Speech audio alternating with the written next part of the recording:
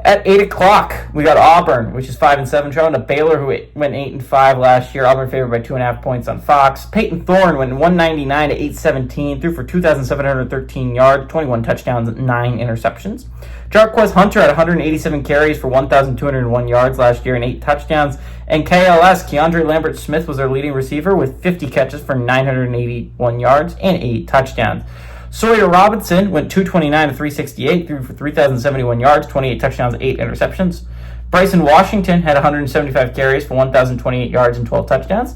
And Josh Cameron had 52 catches for 754 yards and 10 touchdowns. Baylor went 2-1, is all-time 2-1 against Auburn. Last game did go to Baylor in 1976.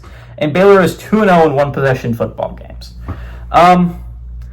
This is the interesting one, right? Like, everything else on Friday was a warm-up for this game. It's like, yeah, you can enjoy maybe some like games that maybe are closer than you'd expect them to be, or watch App State and Charlotte suck, but it's close, right? But this is one of the first games, I would say, of week 1. Definitely the first game on Friday that's going to have national relevance for both teams, right? We had some on Thursday, right? Like Boise State and USF, that's going to have national relevance. But does it really? Because Boise State has national relevance, but USF is not a team that can theoretically even have a chance of making the college football playoff, right? After they play Boise State, they go to Florida, and then after that they go to Miami, right? Like, that's not probably going to be a 3-0 start for you. There's also not a lot of games on Thursday that I think have that relevance. Maybe Nebraska-Cincinnati, but Cincinnati's a long shot in the Big 12. Auburn and Baylor are both teams I've seen people pick for the college football playoff. Auburn less so, but Baylor's in my top 12. I have Baylor making the playoffs as a 9 seed, right? I think Baylor is absolutely a team that can go to college football playoffs. People have Auburn too. I think those are people that are just Auburn fans. But I can't completely say that they're off the rails, right? Auburn should be a good team this year, despite going 5-7 the year previous. They lose everyone else.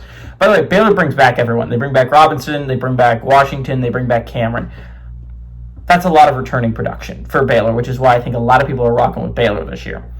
Auburn's interesting because they don't have that returning production, but arguably that's a good thing, right? Auburn wasn't a great team last year, and they did not make a bowl game. So not returning all that production is honestly kind of a positive. I think what is going to matter a lot, right? If we're looking at it from this perspective, is how big of an upgrade is Jackson Arnold over Peyton Thorne? If Jackson Arnold can unlock what everyone thought he could be at Oklahoma, then this is absolutely an Auburn team that can make for the playoffs, right? They had a top 50 defense last year.